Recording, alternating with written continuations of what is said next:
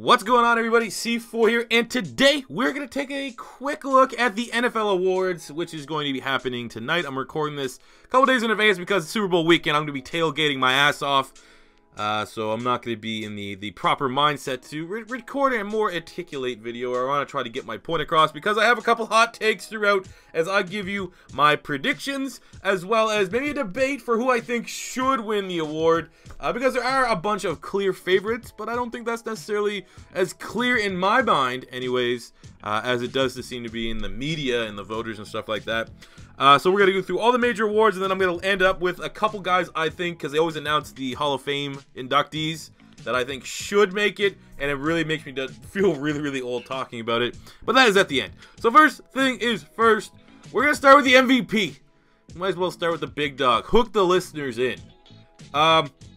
I think my prediction is Tom Brady is going to win. I believe that if Carson Wentz didn't get hurt, it was Carson Wentz's award to lose, especially after Carson Wentz went down. Those remaining 3 games, Tom Brady did not look particularly good. Didn't look terrible, but definitely did not look like an MVP candidate. Hell, most Patriot fans say that doesn't even really look like, the best Tom Brady. So it wasn't like Tom Brady took over the reins when Wentz went down and showed why he deserves to be the NFL MVP. It was more so he got the top spot, the lead dog spot, if you will, by default. So that being said, knowing that if Carson Wentz finished the remaining 3 games, he would have MVP. Wentz would have probably had close to 40 total touchdowns on the season. It'd be impossible to deny him. So I do think Brady's going to win because they usually give the awards to quarterbacks. I'm here to make the argument that if you ask me who the MVP is, I'm saying Todd Gurley. Because with the whole The Brady fans, the Patriot fans, they say, oh, if Brady wasn't on the team, though, it's the biggest loss, If Wentz was gone for the Eagles, if Brady was gone for the Patriots, Gurley was gone for the Rams. What team will be impacted the most? Well, that is a terrible argument you're coming for most valuable player because those scenarios don't happen. And if they did happen, I would probably say the Rams. The Rams would be farther gone than any other team because if Brady went down, in hindsight, they wouldn't have traded Jimmy Garoppolo. And we saw what happened with Jimmy Garoppolo in San Francisco. He's 5-0, undefeated. We saw Carson Wentz went down. We now see what Nick Foles has been able to do. Now we're in the Super Bowl.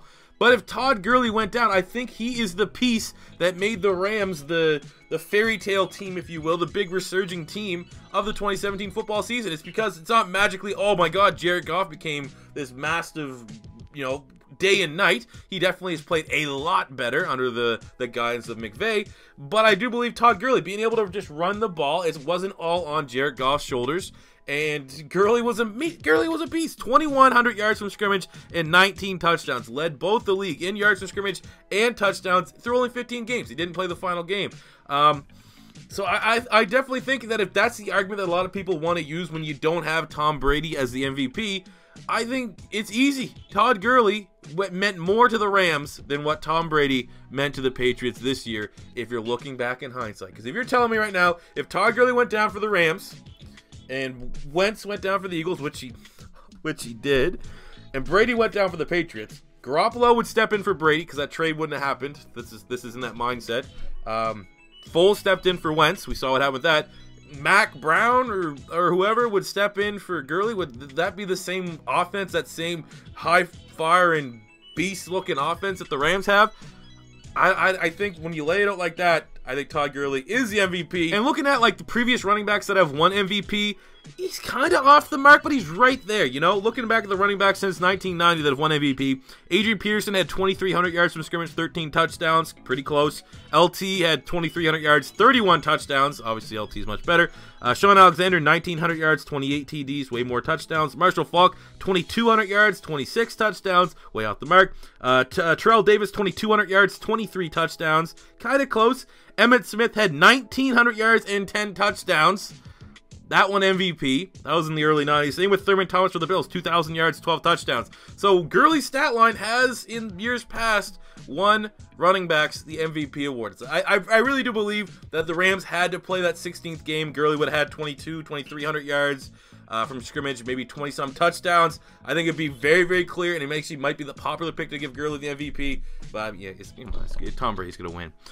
All right, moving on to Offensive Player of the Year. In the spirit of Todd Gurley getting the MVP, I'm going to go with someone different. I'm going to say Antonio Brown. And obviously that injury near the end of the year kind of hurt everything. And it's one of those, if he would have finished the year, his stats would have been this and that.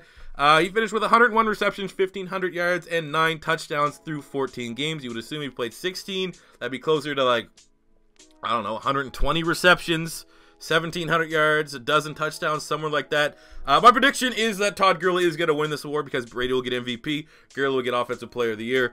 I mean, I guess I probably could have, if I really wanted to, gave Gurley the MVP and then gave Tom Brady the Offensive Player of the Year. But we're getting ready to go to war with the Patriots, so I'm not giving Tom Brady any of my personal award winnings, even though, like I said, at the end of the day, I predicted him to win the MVP. Bold prediction right there. But yeah, I give Antonio Brown Offensive Player of the Year in my world.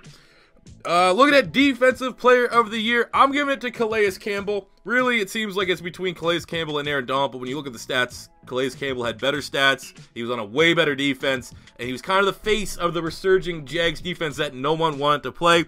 My prediction is Calais Campbell is going to win this award. On the season, he had 67 tackles for 14.5 sacks, 18.5 tackles for loss, 3 forced fumbles, and 1 touchdown. I mean, he's an absolute maniac. It's one of those things, if you're a Cardinal fan, you're still weeping that you just weren't able to re-sign him. Why would you let him? Well, the fact that Cardinals lost all those free agents, Tony Jefferson, who had a good year at the Ravens, and definitely Calais Campbell, that must sting. But when you're a Jags fan, Calais Campbell, they're now like the face of the league when you talk about premier defenses.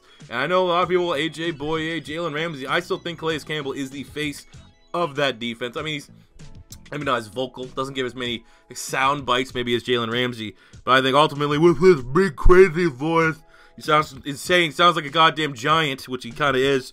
For me, he is the face of the Jaguars defense and the face of defense in the NFL from the 2017 season, so I think he is going to win the Defensive Player of the Year. Going to Offensive Rookie of the Year, I'm going with Kareem Hunt. I'm going to go with a prediction that Alvin Kamara wins, and I think it's very close. I think if there's ever 2 players that should share the award, it definitely wasn't Dak and Zeke from last year, because now when Zeke was out, we saw what Dak Prescott was really like, and how Zeke definitely should have won the Offensive Rookie of the Year last year.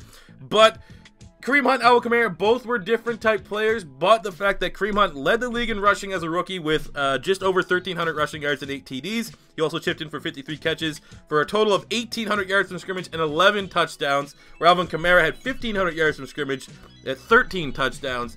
I think the whole fact is Alvin Kamara was part of a tandem, and there's kind of 2 sides to that. One is, well, if Alvin Kamara was a lead back, his numbers would look better. But then there's other sides like, well, Alvin Kamara's not a lead back. He got those numbers because he was constantly getting rotated in after Mark Ingram would kind of be the punch, and then he'd be the finesse to finish off the runs. I think it's a little bit more of A than B because I think Alvin Kamara is definitely a superstar running back. But I think when you have a rookie that leads the league in rushing and was almost as dynamic, he had more total yards than Alvin Kamara, less touchdowns, I personally would give it to Kareem Hunt, but I'm a big fan of both these players, and I definitely am open to discussion. I'm not dead set on Kareem Hunt. If Alvin Kamara wins, it's no robbery. It's really 1A, 1B. And if anyone should share an award out of all of these awards that we're going to talk about, I think it should be Kareem Hunt and Alvin Kamara. Going to Defensive Rookie of the Year, I'm going with Marshon Lattimore. My prediction is Marshon Lattimore is going to win. Really, the only competition would be from Tre'Davious White from the Buffalo Bills, but Lattimore just had slightly better stats. Lattimore finished with 50 tackles, 18 pass deflections, 5 interceptions. One of those was brought back for a touchdown, as well as a forced fumble. Plus, when you look at the Bills' defense historically, I don't want to throw a reputation into things because it's not just one guy, but historically, the Bills have had really good defenses. Rex Ryan, all this thing, the defense is what made the Bills win games. Whereas you look at the Saints, their defense was record-breakingly bad. And ever since Marshon Lattimore's back there playing in the secondary, this year as a rookie, the big turnaround, they flicked the switch, they actually started playing defense, and their defense was winning them some games. So not only did he have slightly better stats, but he's also like the face of the resurging Saints defense that's not just turning every game into a shootout that Drew Brees has to win for them. So I am giving my nod to Marshon Lattimore. For Comeback Player of the Year, I'm going Keenan Allen. I think Keenan Allen is going to win. I called this a long time ago after the Dallas Cowboy game. Keenan Allen finished with 102 receptions, 1,400 yards, and 6 touchdowns. This is after his 2016 season ended with a kidney injury. I'm personally not a fan of giving the Comeback Player of the Year to players that sucked and then it just became good. I think it actually should be something that kept you off the field. Like, Case Keenum's a guy that people are saying, oh yeah, or Jared Goff and stuff like that. I think ultimately it's for players that, had, like, for no fault of their own, had an injury or something they had to come back from. Like when Eric Berry won it, that's kind of like the mindset I have when I'm talking about Comeback Player of the Year. And for me, it is Keenan Allen bouncing back. And there's probably like a 3-week period where Keenan Allen was undoubtedly like the top wide receiver in the NFL the way he was playing. 160, 70, double-digit catches, multiple touchdowns in a row. He was on fire for a big stretch there. So for me, Keenan Allen wins it. For my predictions for the Hall of Fame, this makes me feel old because all these guys were in their prime when I was starting to get into football. But Ray Lewis, Brian Dawkins, Randy Moss, T.O., and Brian Urlacher. Urlacher's probably the only guy of that bunch that I could see kind of slipping out. But, there's a whole big Randy Moss versus T.O. debate. Who's going to get in? T.O. got stumped a year before. Put them both in. They're both generational wide receivers. That's like saying when Antonio Brown and Julio Jones retire and it becomes their time. You're not going to we have to put one in. We can't put both in. You put them both in.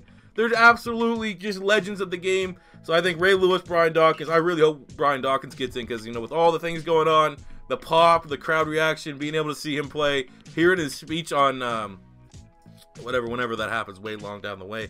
But anytime Brian Dawkins and Ray Lewis talk, so these guys are maybe as far as the defense, maybe just in general, in terms of guys that can hype you up, I think Ray Lewis and Brian Dawkins are on another level. It might be the two of the greatest, if not the two greatest of all time. So hopefully those guys can make it. And last but not least, my really controversial take, where I'm biased, and that is Coach of the Year. And for the longest time, for about halfway through the season, even though the Eagles were on fire, I was still not giving Doug Pederson my official vote for Coach of the Year. But seeing how he finished the season off, and now what he's doing in the playoffs, and they don't really, contribute and include what you did during the playoffs. It's for the regular season. Doug Pederson should win Coach of the Year, and I think he will win because of the precedent set by Jason Garrett last year. Last year, Jason Garrett won the award because he had the best record, and his team was the best.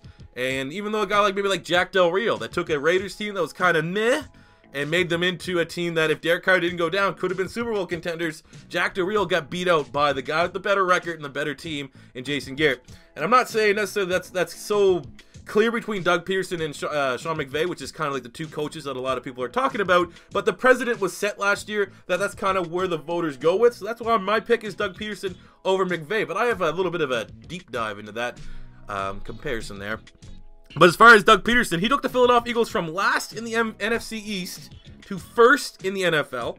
He definitely had a part to play in Carson Wentz's development, going from a rookie quarterback that had lots of ups and downs to a guy that, if you finished the season, would have been MVP. We have Frank Reich. We have DeFilippo, our quarterback coach. Both those guys have been linked with head coaching jobs. But Doug Pederson, in quarterback mind, definitely had a part to play.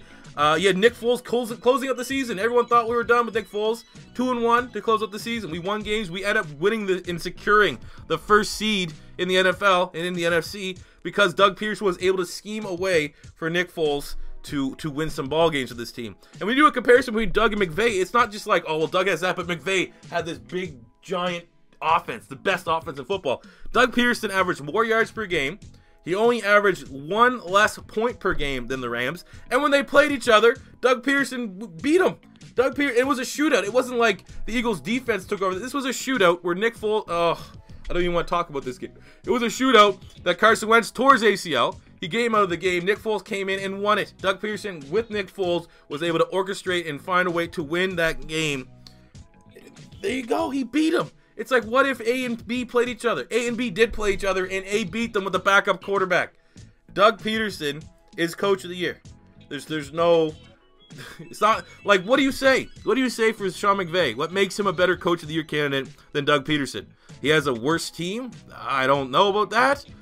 Aaron Donald's a Defensive Player of the Year candidate. Their defense was really good under Wade Phillips. Not as good as Philadelphia, but they were pretty damn close. There's a reason why the Rams finished with the record that they did. The offensive turnaround, you have a damn MVP candidate in Todd Gurley, just like we had in Wentz. The weapons are pretty much the same.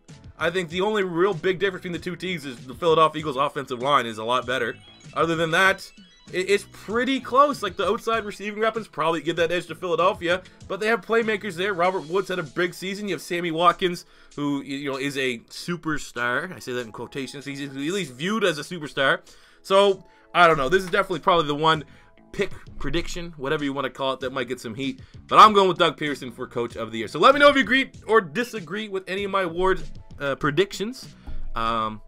Hope you guys enjoyed the award show tonight. Really, I'm going to be honest. Really, all I hope is that Brian Dawkins gets into the Hall of Fame because I'm going to be livid. I was last year I was like first ballot. I think he is a first ballot, but the safety position is a little bit weird. But looking at the safety spot, I'm going to be very upset if John Lynch gets in over Brian Dawkins. I'll tell you that because next year it's going to be Ed Reed, and Ed Reed is really good. Even though Brian Dawkins is my favorite player of all time, If it's Brian Dawkins versus Ed Reed, that's a little bit closer than Brian Dawkins versus John Lynch. And I did like John Lynch too, more importantly, when he was on the Broncos at the end of his career. But anyways, that does it for me here today, guys. Thank you for watching. It's Super Bowl weekend. Hope you guys are tailgating your ass off like I will be. And I'll catch you guys tomorrow with hopefully a hype video that lives up to expectations. Until next time, it's C4 saying peace out.